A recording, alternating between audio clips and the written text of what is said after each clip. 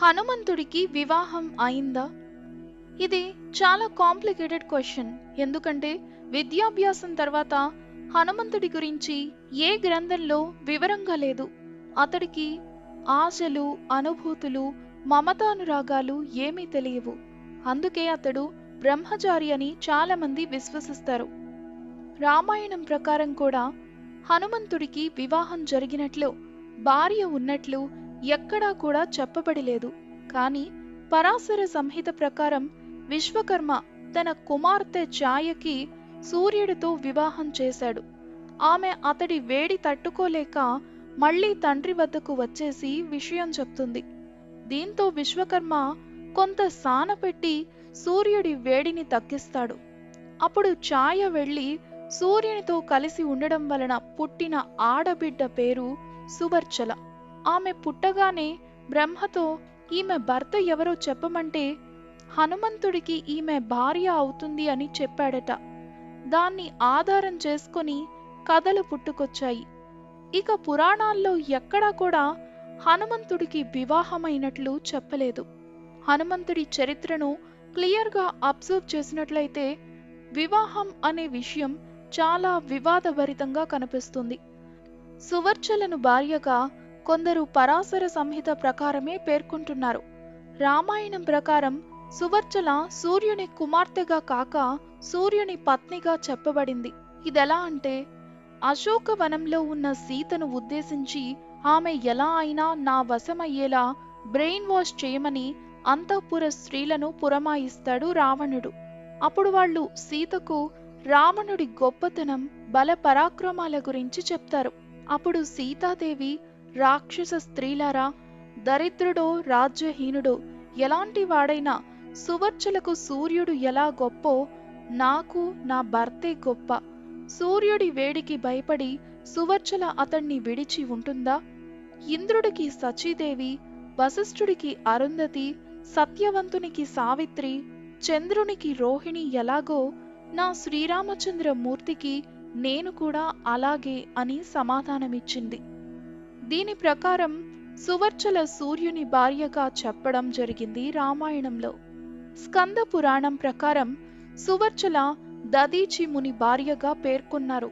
ఇంద్రుడి కోసం ప్రాణత్యాగం చేసిన దదీచి కథ మనందరికీ తెలిసిందే. అతడి వెన్నెముకతోనే వజ్రాయుధం తయారయ్యింది. దదీచి ప్రాణత్యాగమప్పుడు గర్భవతిగా ఉన్న సువర్చల పిప్పలాదుడు అనే బాలుడికి జన్మనిచ్చి భర్తతో పాటు ప్రాణత్యాగం చేస్తుంది. ఆనంద రామాయణంలో సువర్చల ఒక అప్సరస. ఈమె బ్రహ్మశాపం వల్ల ఒక గ్రద్దలా మారవలసి వస్తుంది. పుత్ర కామేష్టి యాగంలో వచ్చిన పాయసం కైక తీసుకోకుండా దానిని ఆ గ్రద్ద తీసుకొచ్చి అంజనకి ఇస్తుంది. అది తిని ఆమెకు ఆంజనేయుడు పుట్టాడని పేర్కొన్నారు. కైక పాయసాన్ని తీసుకురావడం వలన శాప విమోచనం కలిగి గ్రద్ద రూపం నుండి అప్సరసగా మారి సువర్చల వెళ్లిపోయింది. ఇప్పుడు చెప్పిన ఈ 4 కథల్లో సువర్చల అనే పాత్ర ఉంది. వీరు వేరువేరు వ్యక్తులైతే పర్వాలేదు, కానీ ఒక్కరైతే మాత్రం లాజికల్ గా చాలా కాంప్లికేటెడ్ స్టోరీ అవుతుంది ఈ మ్యారేజ్ టాపిక్. ఇదే కాక రామాయణంలో సహస్ర కందరుడు అనే రాక్షసుడు ఎన్ని విధాలుగా చంపినా చావకపోవడంతో బ్రహ్మని ప్రార్థిస్తాడు హనుమంతుడు. అప్పుడు బ్రహ్మ క్రౌంచ ద్వీపంలో ఉన్న పర్వతంలోని గుహ దగ్గర కాపలాగా సువర్చల అనే రాక్షసి ఉంటుంది. అక్కడ 5 డోర్స్ ఉంటాయి. ఆ 5 డోర్స్ దగ్గరున్న 5గురు రాక్షసుల్ని చంపి మాయాభవనంలోని ఆ 5 దీపాలను ఆర్పితే సహస్ర కందరుడు మరణిస్తాడని ప్రాణరహస్యం చెప్తాడు బ్రహ్మ. అలాగే ఆ గుహ వద్దకు వెళ్ళినప్పుడు ఆ రాక్షసి సువర్చల హనుమంతుణ్ణి చూసి మూర్ఛపోతుంది. హనుమంతుడు బ్రహ్మ చెప్పినట్లు అక్కడే ఉన్న పంచద్వారాల వద్ద రాక్షసులను చంపి పంచజ్యోతులను ఆర్పుతాడు. తిరిగి వెళ్లేటప్పుడు రాక్షసి సువర్చలను కాపాడడంతో ఆమె తనని పెళ్లి చేసుకోమని కోరుతుంది. అప్పుడు ఆంజనేయుడు, నేను అస్కలిత బ్రహ్మచారిని, అంటే మలం మూత్రం లేనివాడిని, నా వంటి వాడిని నువ్వు వివాహం చేసుకుని ఎలా సుఖపడతావు అంటే, స్వామి మీతో సుఖించకపోయినా పర్లేదు, కానీ మీరు నన్ను వివాహం చేసుకుని 7 గడియలు మీ ఎడమవైపు మీ భార్య స్థానమిచ్చి ఉండనిస్తే చాలు అని చెప్తుంది. ఈమె పూర్వజన్మలో సూర్యుడి కూతురు. హనుమంతుడి విద్యాభ్యాసం అప్పుడు ఈ సువర్చల వెళ్లి హనుమంతుణ్ణి కౌగిలించుకుంటుంది. ఇది చూసిన తండ్రి ఆమెను రాక్షసివైపోవాలని శపిస్తాడు. సువర్చల విమోచనం కోసం వేడుకుంటుంది. నువ్వు ఏ కోరికతో ఇలాంటి పని చేశావో ఆ కోరికతో ఆత్మ సంతృప్తి పడినప్పుడు శాప విమోచనం అవుతుంది అని చెప్తాడు.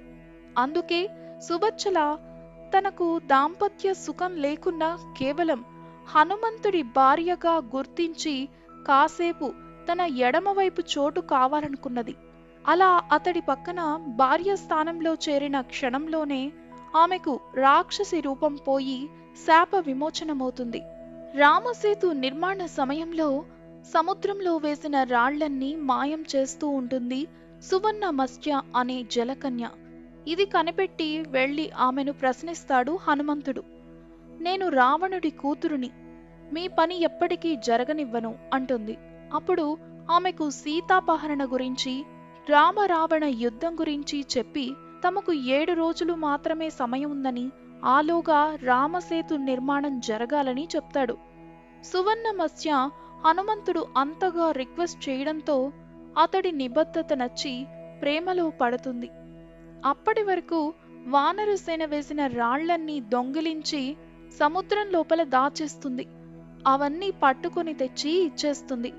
ఆ సువర్ణ మత్స్య అనే జలకన్యకు హనుమంతుడికి పుట్టిన కొడుకే మూర్ఛను. హనుమంతుడి వివాహం గురించి ఇవే కాక మరికొన్ని కథలు కూడా ప్రచారంలో ఉన్నాయి.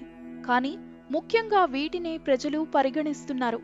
అందులోనూ జలకన్యను హనుమంతుడి భార్యగా గుర్తింపక సువర్చల ఎవరైనా కూడా ఆమెను ఆంజనేయుడి సతిగా పరిగణిస్తున్నారు. దాంపత్య సుఖం అనుభవించని కారణంగా హనుమంతుణ్ణి బ్రహ్మచారిగా పేర్కొంటారు.